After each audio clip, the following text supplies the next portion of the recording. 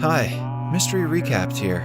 Today, I'm going to explain an episode from an American adult animated anthology, Love, Death, and Robots, called The Drowned Giant.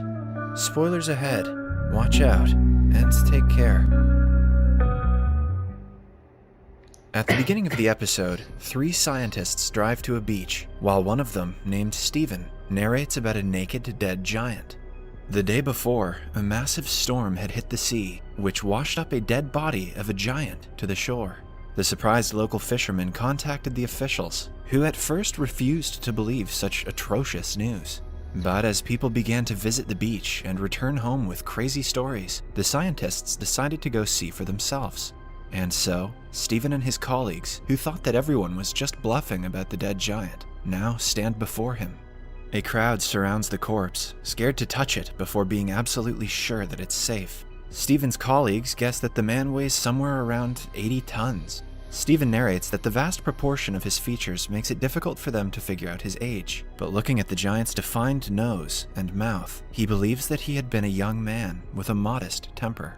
The 3 go around the giant's body, inspecting him. Steven sees a pool of water that had been collected in the corpse's palm, where tiny fishes swim. Steven says that beyond the size of the giant, the simple fact that he exists surprises him the most. He compares the giant's existence to the crowd on the beach and concludes that they are just imperfect and puny copies of him. As Steven looks at the creature, mesmerized, his colleague climbs on top of the corpse's chest and waves towards the crowd, indicating that it is safe to come near it. The people run towards him while cheering and climb up on top. Some of them comment that the body is rubbery and bouncy. Children start playing on his chest, trashing it with their shoes. Steven, however, doesn't touch or climb on it. He and his colleagues stare at the giant from afar while writing their notes. As time passes by, the people get enough of playing with the dead giant, and everyone returns home. After 3 days, Steven visits the beach again. Because of his growing interest in the giant, his facility assigns him the role of keeping tabs on it. Steven claims that he wasn't morbid about keeping an eye on a dead person because, for him, the giant was more alive than the people around him. He watches as kids play slide on the corpse's chest, and some workers plan to butcher his femur bone. The following day, Steven deliberately postponed his visit to the beach until late afternoon so that no one would be around. When he gets there, the corpse looks in bad form and has started to decay. A teenage girl sits comfortably on the giant's ear, using it as a chair. Steven notices that the giant's face has a much less youthful look than it had before. He assumes it is because of prolonged immersion in seawater and tumefaction of tissue. As a crab crawls out of the giant's mouth, the scientist claims that it won't be long until he decays fully. Steven finally gets the courage to set foot on the corpse. Atop his chest, he sees a sandcastle someone had built. Then, his other arm comes into view, showing us that half of it has already decayed, and whatever remained of it has been taken away by the people. Meanwhile, his cornea has become hazy and cloudy, which gives his eyes a whirlpool effect. Steven looks at them, saying that the giant's suffering is less tragic than this isolation that he is facing. The next time he visits the giant, both of his arms and one of his legs have decayed and been cut. Steven walks around, looking at the corpse, which has been vandalized by teens who spray paint insults on his body. He is reluctant to witness the end of the magnificent creature, but the insults make him feel that the creature is more human, because it seems more vulnerable to him now. When Steven comes to the beach the following day, he is almost relieved to see that the corpse's head has been removed. Birds eat its flesh as Steven watches it from afar. Without the head, the corpse looked less human, which reduces Steven's relationship with the corpse that he had formed. After that day, he doesn't visit the beach for a few weeks. On his next journey, he witnesses that any feature indicating that the corpse was once human has vanished. The only thing that remains is the decaying gut of the once magnificent creature. By now, the interest of the crowd in the giant has expired.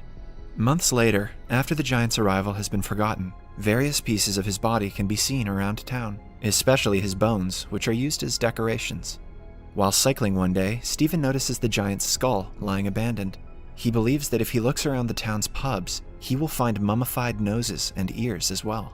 According to Steven, these decorations convey the giant's greatness, better than Steven's memory of his bloated and decaying appendages. As for the giant's genitals, it is shown that it had been cut off and placed in the Freak Museum in a circus. Steven narrates that the apparatus occupies a whole tent to itself, but is sadly mislabeled as belonging to a whale.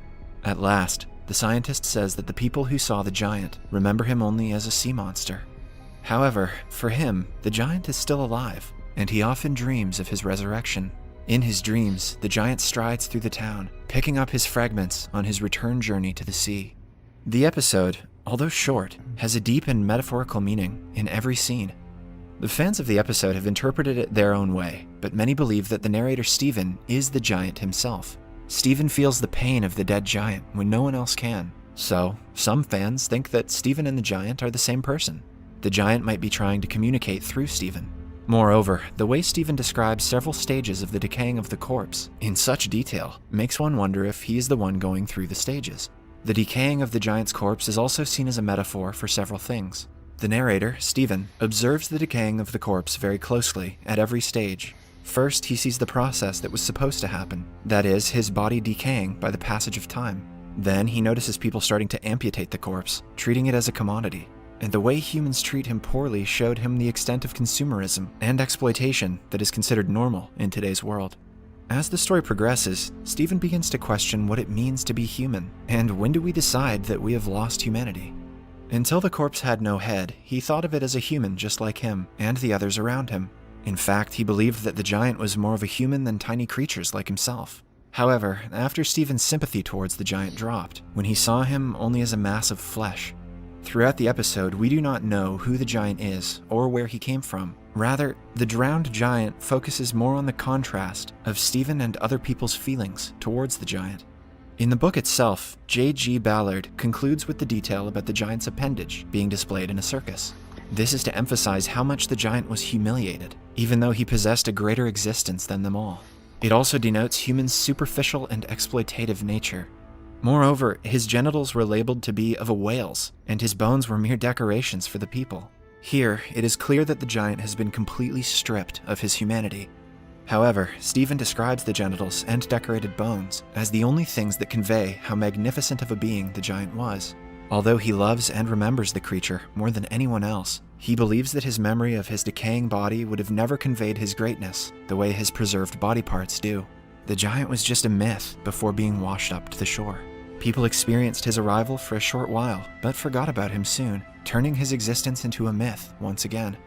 We humans, like the giant, will someday fade away and remain only in the memories of the people we met. But eventually, those memories will fade as well, and we simply cease to exist. Whew, boy, that got dark. Subscribe for more videos like this, turn on notifications, and leave a like to help the channel out. Thank you for watching.